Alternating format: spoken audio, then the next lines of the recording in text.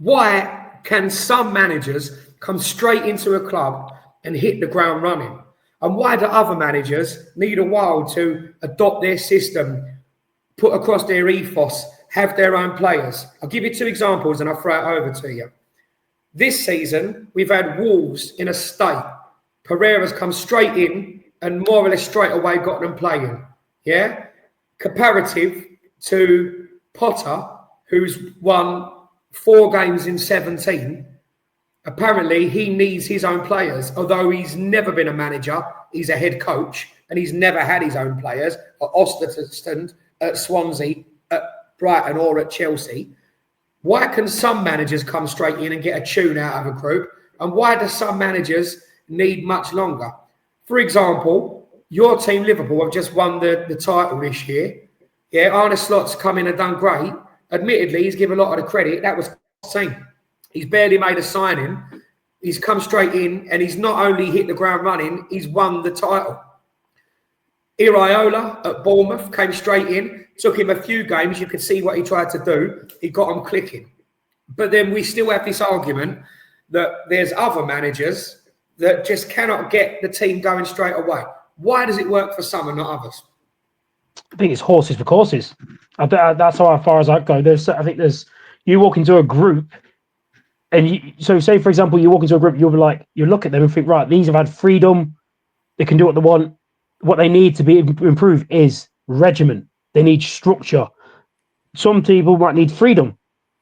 We spoke about it. Some footballers have no football brain. You look at them and think, what the fuck are you done that for?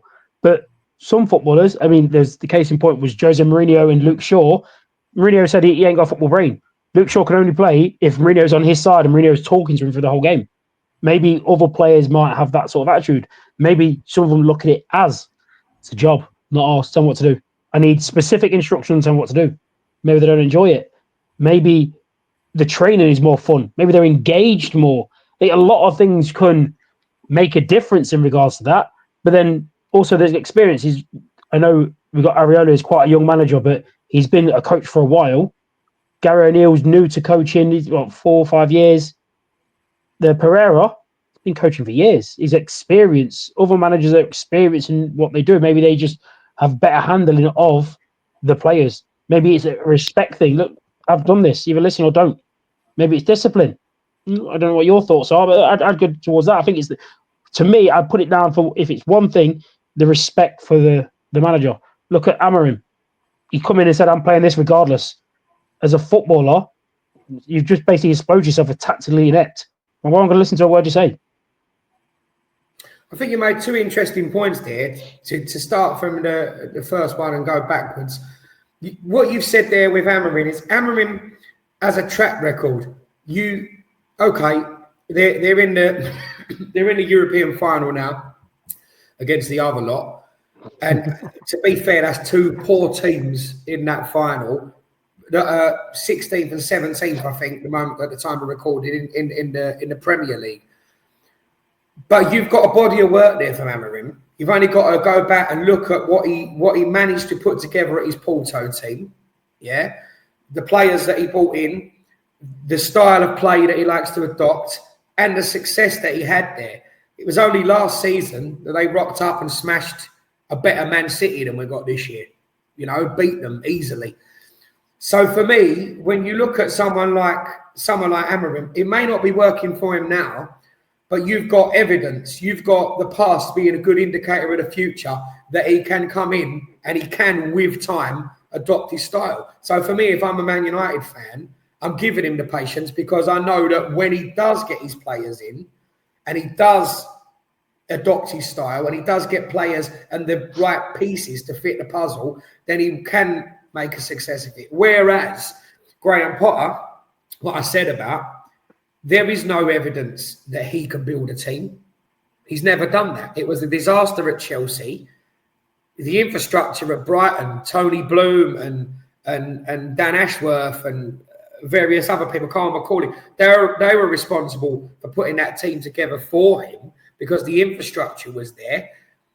So he has given me no evidence that he could do that in the future. So maybe that's the first point. The second point you made was a good one as well. perhaps it's a respect thing, because even looking the other end of the table, there are crisis managers. For a long time, whether you like him or not, whether you like his football or not, Big Sam Allardyce, that was his job. He was damage control. You know, he was coming in to put out fires. You might have 8 games left, and his job was to come straight in and keep you up. So is that a respect thing, like you say? Because you haven't got time to do an Amorim and get your players and adopt your style. You've got to come straight in and you've got to get results straight away because your survival depends on it. I think Maresca is another interesting one because he's not coming and... it's a bit of both. He's not coming straight away and signed a load of players straight away. The first thing he did, which you picked up on, was he's decided who he's not using and who he doesn't want around the dressing room, and he's cleverly got rid of them. So tell me your thoughts on that. And I'm interested to know about what is it about a Slot that's been able to come in with minimal changes and actually get it over the line for Liverpool this season. So those are 2 things I'm interested in. What you think? Well, we'll start with Slot then, because it's my team. I think when Slot come in, he come into a unique position. Normally, when you change manager, something's gone wrong. At Liverpool, it hadn't gone wrong. It was a built team, ready to go. Why would you come over and rip up the playbook if you know what it is? From the outside, I've seen you're playing this rock and roll, let's attack thing. All we need to do is just tweak certain things. So imagine if you've got the treble winning team of Man City, Pep goes, right, I want a sabbatical, I'm going to go. You're not going to rip up his whole style with those players here. You're going to come in and go, right, I understand how you're playing. What I'm going to do, my opinion, I don't like this bit what you do with that, or I don't like this bit what you do with that. You're going to tweak. So I think with Slot, it's a unique position. Plus with Arsenal basically not even putting up a fight, we'll be lucky to finish second in a 2-horse race. Man City having that massive wobble. And then you've got Chelsea had their attack and then just fell off. The reason for me why Chelsea fell off is Maresca. He chose to get rid of experienced players, not understanding, maybe because he's quite a young manager, he doesn't want those senior players having that influence. And I think that's wrong. Got rid of Thiago Silva, got rid of Raheem Sterling, got rid of experienced players that can guide the youth. You don't want a Man United situation where the youth are running the dressing room. Like the stories you hear from Rooney when he was there, and Lingard and Pogba used to run the dressing room because they've been there the longest. What? They've barely been there. How are they running anything? Like, you want experienced players to show how to do it, which is where I think players like teams like Brighton have done well to bring in experienced players like Milner to be in the dressing room when they had Lallana in there. Yeah. Players like that. I mean, Lewis Dunk's experience. Yeah. I think Maresca's gone the opposite. I think he's gone, right, I'll take all these youth players and they'll all look up to me. No, you got to look up to the players as well. You can't just look at the headmaster. You have to imagine if you only respect your headmaster, that's the one you're scared of, but I've got no time for my teacher. When the headmaster can't be everywhere. So I think that's what they've missed out on there. I think they've missed the experienced heads where there are players that will be available this year. I think someone like maybe a De Bruyne who would be available. Someone with experience. I mean, it might sound crazy for you to say, but someone like a Maguire would do absolute wonders in that Chelsea team just for the experience. Look at all the shit he's been through. And he's been one of Man U's, as bad as it is, take out Fernandes and take out Diallo for 3 months, Maguire's probably been their second best player. And it's harsh as that sounds. Yeah, coming back to Liverpool, Devil's avocado. So if the team was already in place and he didn't need to rip up the playbook, I don't think you made really any signings at the beginning of the season, did you? Not many, if any at all. We bought Chiesa for 12 million and Mamadashvili. I know you like how I say that. He's not playing yet, is he? So Devil's avocado. Then if that was Klopp's team, Klopp's playbook, Klopp's players he'd assembled, should Slot get the credit, or could anyone have managed that team? Could Barry Fry have come in and managed that team to the title?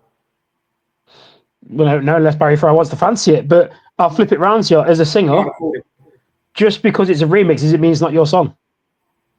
No, yeah. And the other side of it, I think, as well, is It wasn't like, with due respect, Liverpool won the title last year and you've just retained it again. You'd won it once in recent history. Do you know what I mean? During the COVID season. So, it wasn't like you were dominating 4 or 5 years in a row and all he's done is done the same thing. So actually, I think it's remarkable what he's done. Yeah. So, yeah. I think it's a massive respect thing with the players. I think when he's coming to whatever his tweet, I think it's one of those where maybe as a defender, yes, it's great to go all out attack, but you're leaving me a bit exposed here. For him to then go, right, we're going to shore up a little bit at the back. We're going to be not so much rock and roll. If it's there to be attacked, we'll attack, but otherwise we'll play it that little bit more methodical and slow, go through the midfield, go through McAllister, go through Gravenberch, Szoboszlai, players like that. Tweaking. Yeah, just little tweaks. So last thing, is it respect? Because if it was respect, then this will open up a conversation for a whole nother episode. And I want you to let us know in the comments below. Let us know about what we've said. Why do some managers come in and hit the ground running? And why do some others take so long to adopt their style? And this is the final question.